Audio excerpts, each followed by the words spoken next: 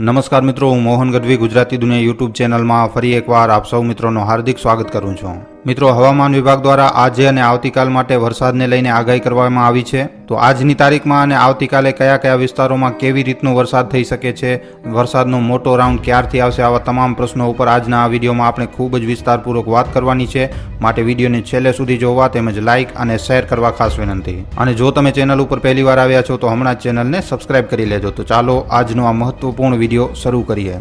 તો મિત્રો, સૌથી પહેલા જો આપણે આજની આગાહી ઉપર વાત કરીએ તો આજે મિત્રો અમદાવાદને બાદ કરતા હવામાન વિભાગે કોઈ પણ શહેર કે જિલ્લા માટે વરસાદની મોટી ચેતવણી વ્યક્ત નથી કરી. પણ હા મિત્રો, મોટાભાગના વિસ્તારોમાં, ગુજરાતના મોટાભાગના વિસ્તારોમાં વાદળછાયું વાતાવરણ રહેવાની સંભાવના રહેશે આજની તારીખમાં. હવામાન વિભાગના અનુસાર આવતીકાલે સાંજે અથવા તો રાત્રે અમદાવાદ શહેર અને તેની આસપાસના વિસ્તારોમાં વીજળીના કડાકા ભડાકા સાથે હળવો વરસાદ થવાની સંભાવના છે. હવામાન વિભાગે દક્ષિણ ગુજરાતના વલસાડ અને દમણ, દાદરા નગર હવેલી જિલ્લાઓમાં એક કે બે સ્થળો ઉપર ભારે વરસાદ થઈ શકે છે એમ પણ જણાવ્યું છે. આના સિવાય બનાસકાંઠા, સાબરકાંઠા, પાટણ, મહેસાણા, ગાંધીનગર, અરવલ્લીમાં છૂટાછવાયા વિસ્તારોમાં હળવો વરસાદ થઈ શકે છે. તો મધ્ય ગુજરાતમાં ખેડા, અમદાવાદ, આણંદ, પંચમહાલ, દાહોદ, મહીસાગર, વડોદરા, છોટાઉદેપુરમાં પણ એક કે બે જગ્યા ઉપર ભારે વરસાદ પડવાની શક્યતા વ્યક્ત કરવામાં આવી છે.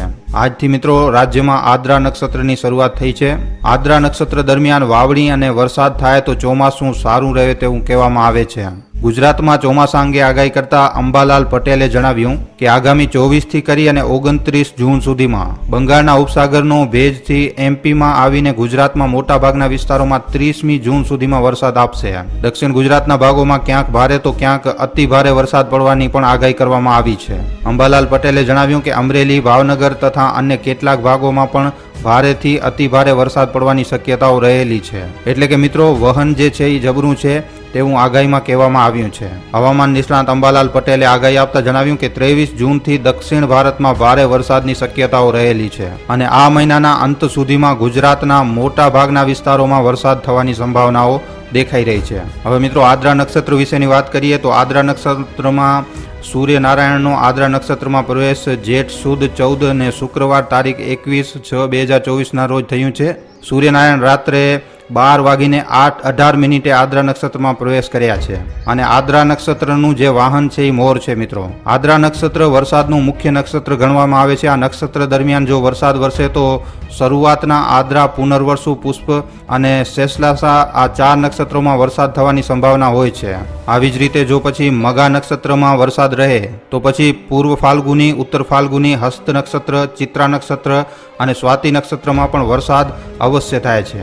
શરૂ થતા નક્ષત્રનું નામ આદ્રા છે.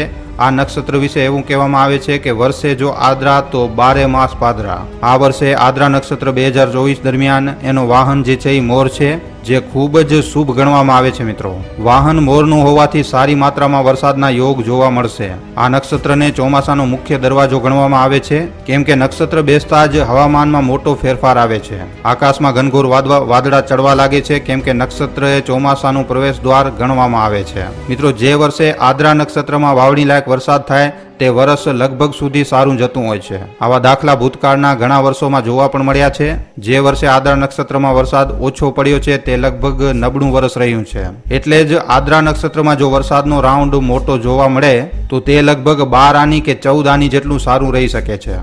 તો મિત્રો, જેમ કે શરૂઆતમાં જણાવ્યું કે ચોમાસાએ દસ્તક તો આપી ગુજરાતમાં, પણ વરસાદ ક્યાંય પણ નથી. માત્ર દક્ષિણ ગુજરાતમાં જ વરસાદ પડ્યો છે. ત્યારે હજી પણ દક્ષિણ ગુજરાતમાં હજી ભારે વરસાદ પડે તેવી હવામાન વિભાગ દ્વારા આગાહી કરવામાં આવી છે અને મધ્ય ગુજરાત અને સૌરાષ્ટ્રમાં માત્ર છૂટાછવાયા વરસાદની આગાહી રહેશે. દક્ષિણ ગુજરાતમાં હવામાન વિભાગે જણાવ્યું છે કે સાયક્લોનિક સર્ક્યુલેશનના કારણે દક્ષિણ ગુજરાતમાં ભારે વરસાદ આવશે. હાલમાં ઉત્તર ગુજરાતમાં પણ સાયક્લોનિક સર્ક્યુલેશન બન્યું છે, જેના કારણે દક્ષિણ ગુજરાતમાં ભારે વરસાદની આગાહી છે. ખાસ કરીને સુરત, નવસારી, વલસાડ, દમણ અને દાદરાનગર હવેલીમાં ભારે વરસાદની શક્યતાઓ રહેશે. આજની તારીખમાં ગાજવીજ સાથે હળવા વરસાદની આગાહી છે. 2 દિવસ સુધી માછીમારોને પણ દરિયો ન ખેડવા માટે વોર્નિંગ આપવામાં આવી છે. આજે પંચમહાલ, દાહોદ, વડોદરા, છોટાઉદેપુર, નર્મદા, ભરૂચ, સુરત, ડાંગ, નવસારી, વલસાડ, દાદરાનગર હવેલી, તાપી, જૂનાગઢ, અમરેલી, ભાવનગર અને ગીર સોમનાથ તેમજ દીવ સહિતના વિસ્તારોમાં વરસાદ પડવાની શક્યતાઓ રહેલી છે. 22 તારીખની વાત કરવામાં આવે તો 22 તારીખે મિત્રો સાબરકાંઠા, અરવલ્લી, પંચમહાલ, દાહોદ, મહીસાગર, વડોદરા, છોટાઉદેપુર, સુરત, ડાંગ, નવસારી, વલસાડ, દમણ, દાદરાનગર હવેલી, જૂનાગઢ, અમરેલી, ભાવનગર, ગીર સોમનાથ અને દીવ સાઇટના વિસ્તારોમાં વરસાદની શક્યતાઓ રહેશે. એના પછી 23 જૂને ક્યાં ક્યાં વરસાદ પડી શકે છે તો 23 જૂને બનાસકાંઠા, સાબરકાંઠા, અરવલ્લી, પંચમહાલ, દાહોદ, મહીસાગર, વડોદરા, નર્મદા, ભરૂચ, નવસારી, વલસાડ, તાપી, દમણ, દાદરાનગર હવેલી, અમરેલી, ભાવનગર, ગીર સોમનાથ અને દીવ સાઇટના વિસ્તારોમાં વરસાદની શક્યતા રહેશે. પછી 24 તારીખના વરસાદની વાત કરીએ તો 24 તારીખે પણ અરવલ્લી, પંચમહાલ, દાહોદ, મહીસાગર, વડોદરા, છોટાઉદેપુર, નર્મદા, ભરૂચ, સુરત, ડાંગ, નવસારી, વલસાડ, તાપી, દમણ, દાદરાનગર હવેલી, અમરેલી, ભાવનગર, દીવ અને ગીર સોમનાથ સાઇટના વિસ્તારોમાં વરસાદની શક્યતાઓ દેખાઈ રહી છે. 25 જૂનના વરસાદની વાત કરીએ તો 25 જૂને મિત્રો ગાંધીનગર, અરવલ્લી, અમદાવાદ, પંચમહાલ, દાહોદ, મહીસાગર, વડોદરા, છોટાઉદેપુર, નર્મદા, ભરૂચ, સુરત, ડાંગ, નવસારી, વલસાડ, તાપી, દમણ, દાદરાનગર હવેલી, પોરબંદર, જૂનાગઢ, અમરેલી, ભાવનગર, ગીર સોમનાથ અને દીવ સાઇટના વિસ્તારોમાં વરસાદની શક્યતા દેખાઈ રહી છે. વરસાદ અંગે હવામાન નિષ્ણાત અંબાલાલ પટેલે આગાહી કરી છે. હવામાન નિષ્ણાત અંબાલાલ પટેલની આગાહી અનુસાર રાજ્યના ખેડૂતો માટે સારા સમાચાર છે. તેમણે કહ્યું છે કે આગામી 48 કલાકમાં રાજ્યમાં ફરીથી ચોમાસું સક્રિય થઈ જશે અને આવતીકાલે રાજ્યના ઘણા વિસ્તારોમાં સારા વરસાદની આગાહી કરવામાં આવી છે. પવન અને ગાજવીજ સાથે વરસાદની આગાહી છે. કાચા મકાનોના છાપરા ઉડી જાય તેવા પવન ફૂંકાઈ શકે છે. આજથી કરીને આગામી 25 જૂન સુધીમાં રાજ્યમાં સાર્વત્રિક મેઘમહેર જોવા મળી શકે છે.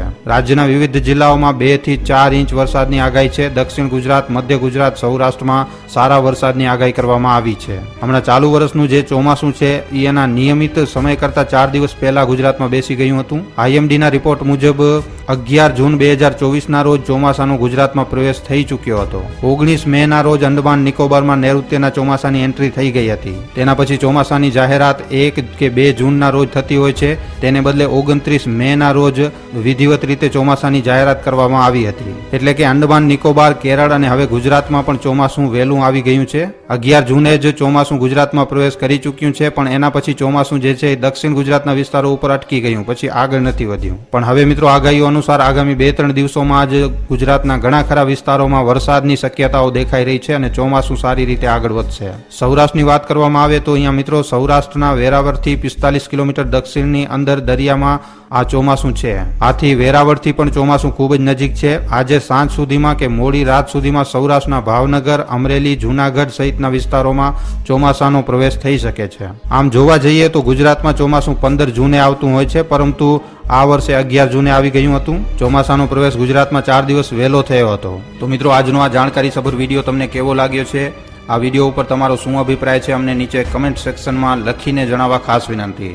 જો વિડીયો પસંદ આવ્યો છે તો આ વિડીયોને ખાલી તમારા સુધી સીમિત ન રાખતા તમારા મિત્રો સાથે, પરિજનો સાથે, વોટ્સઅપ ઉપર, ફેસબુક ઉપર, યુટ્યુબ ઉપર જેટલો બની શકે વધારેમાં વધારે વિડીયોને શેર જરૂર કરજો. તો આજના વિડીયોમાં આટલું જ. હવે આપણે મળીશું ફરીવાર એક નવા વિડીયો સાથે. ધન્યવાદ.